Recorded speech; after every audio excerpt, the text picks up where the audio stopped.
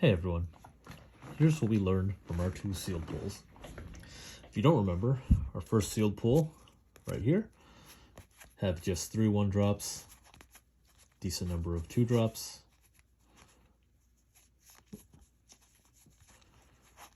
There's our 3-drops, lots of 2 lower questers. Quite a few 3-drops there. Into some 4-drops. Again, lots of things that quest for more than 1. Got a great Mad Hatter there. Evasive Fairy. Grab Your Sword is a great card. Into a top end featuring a John Silver and a Captain Hook. And even a few big 7-drops there. In our second pool, we had a lot more bombs. However, you'll see not a lot of quality 1-drops here. Decent number of 2-drops. A lot less depth, I think, at the 3-drops. Couple of evasive 4-drops, but then some maybe underwhelming cards. And then Tinkerbell. And a lot of big 6-drops, but then a bunch of uninkable 7-drops to cap it off with a Simba. Now, just real quick, which deck do you think did better? Clearly, this deck has a lot of bombs, but the first deck does have a Grab Your Swords and a John Silver, and Grab Your Swords should definitely not be underestimated and limited. It is incredibly strong, especially if you can sing it, as we'll find out later as I discuss a draft I did after this. So, the first deck, the one in these black sleeves, far outdid the orange deck. I think I played something like 2 best of 3s, and I mean, this deck managed to win maybe 2 games in that entire set of 7 or 8 games. So why is that? Just again, looking through here, both decks are actually critically low on 1-drops, and we want to be running a lot more. That may not be possible in sealed, but both of these pools did have the ability to run more, and I chose not to. So that's one immediate lesson. We probably want something closer to 5 or 6 1-drops if possible. If we're stuck with 4, so be it. This deck had a little bit of ramp, but crucially, this deck has just a lot more mid-game power.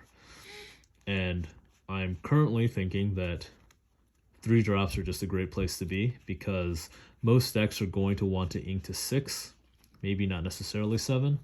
And when you're at that 6, you can get that late game turn where you play 2 3-drops. Yeah, if you go to 7, you could play a 3-drop and a 4-drop in a turn.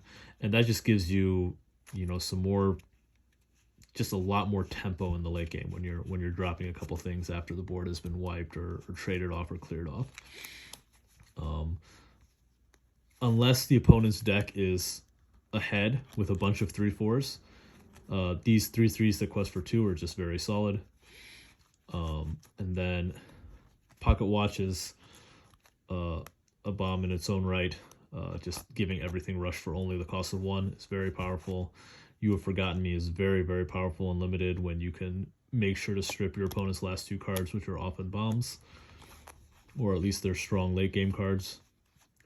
Mad Hatter we know is good. Again, Grab Your Swords is just very strong.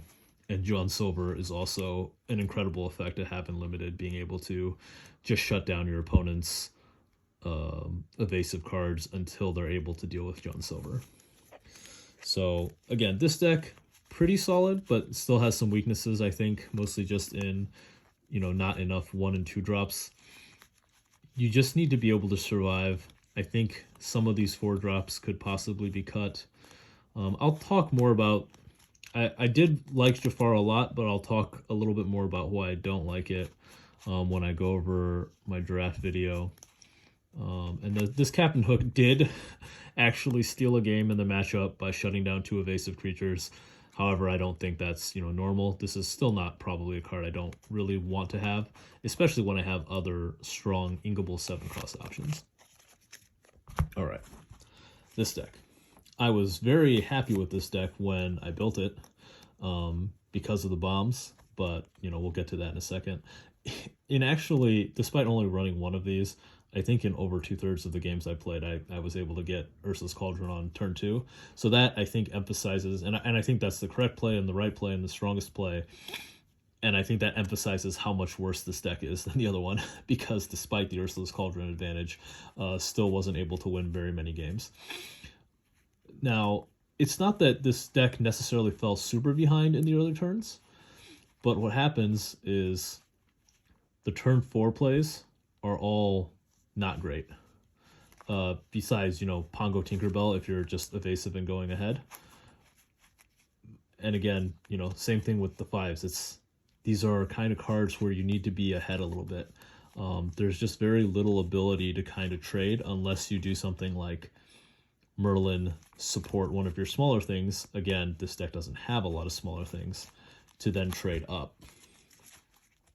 And I guess you can say the deck is trying to do that, but when you play against Grab Your Sword, sometimes there's nothing you can do about it. And then Tinkerbell is very, very strong.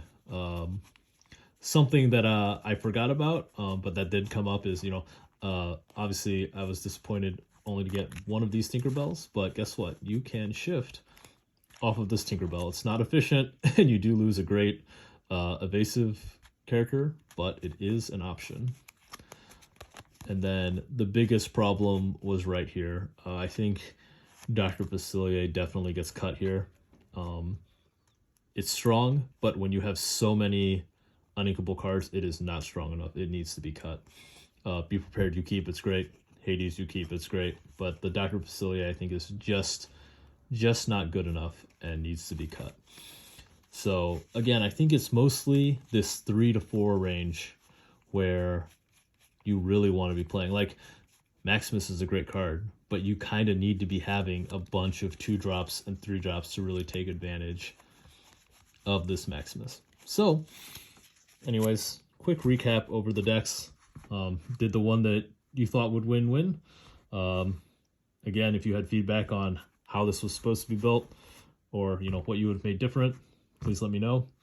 Luckily, I did learn some of these, learn some lessons from playing these decks against each other, and was able to draft a very solid deck and do well there. And I'll have a video covering that shortly. I think next step, I'll open some more packs and probably do this again. It's a lot of fun. Gives me something to do with, the packs after we open them, just because, something fun to do with the cards besides just put them into a binder. All right. As always, thank you for watching.